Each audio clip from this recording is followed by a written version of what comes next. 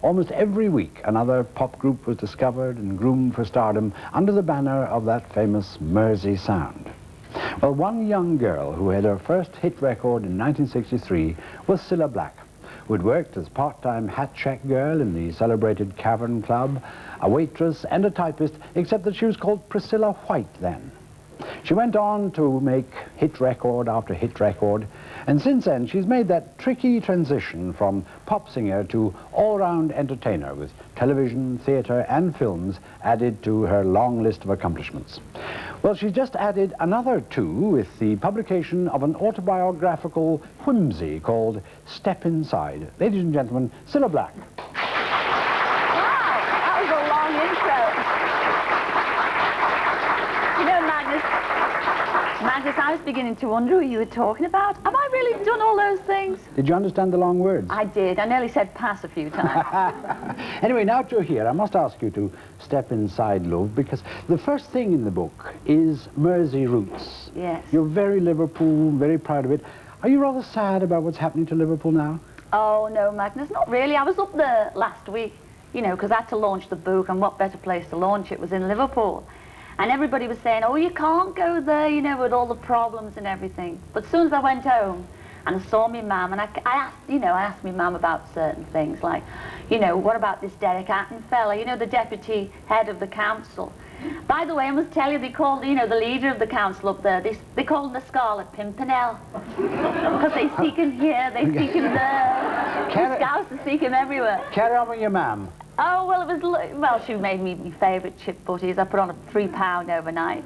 And the next day I went down to this book launch, you see. And it was really nice. And I noticed, you know, there was a lot of books being signed, but there's also a lot of pieces of paper, you know, oh, sign this, Sil, you know, sign this, Sil.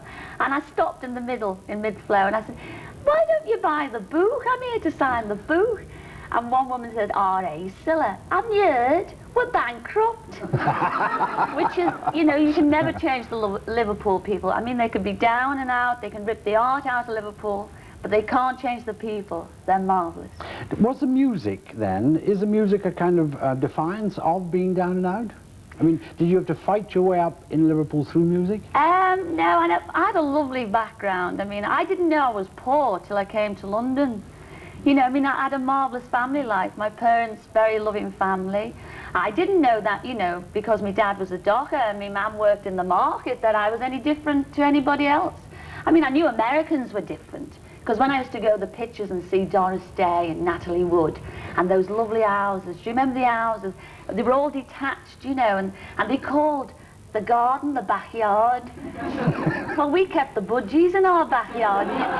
This so different. This kind of innocence and gaucheness, which you still project, did you find it a terrible shock, in fact, going into showbiz when you started? No, I was very naive, you know. It wasn't a shock because I thought that was what being a star was all about. I mean, I remember when I first went into an hotel room, and I was so thrilled that, you know, beside me bed there was a telephone. And it was wonderful. And I picked up this phone. I wanted to ring everybody in the world who I knew. Then I realised nobody I knew was on the phone. There was also a Bible. Did you read that? The Bible? Oh, the Gideon's Bible. Yes, a few times when I didn't have the Beano. Now, one of the things that I keep reading about you is that you're very like Gracie Fields. God, Gracie. Forgetting our Gracie, yes.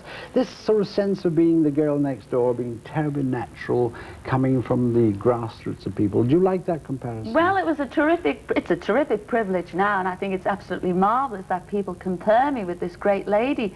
But you must remember, 22 years ago, when I was a rock and roll singer, it was a bit of an insult. And I don't mean to mar Gracie's, you know, memory at all. I since met her. Why is it an insult? Well, because I was a rock and roll singer, I was a belter, and I put on one of Gracie's records. Somebody sent me one, and I heard her singing, "Sing as we go and let the world go by." And well, I didn't sing anything like that, you know. I was. Well, you just have. Well, no, well, I know, but that was my impression of Gracie, and now I realise what a marvellous lady she was. And I was asked, a few years back, would I consider playing Gracie on the screen? And when I did a little bit of research into her background, I mean, she really had two lives, you know. I mean, she might have been the happy-go-lucky lady in front of all you lovely people today, but her private life was not very nice at all. I mean, she was married to a fellow who womanized a lot. In fact, he used to bring his mistresses home to their house, and she'd come back after a show.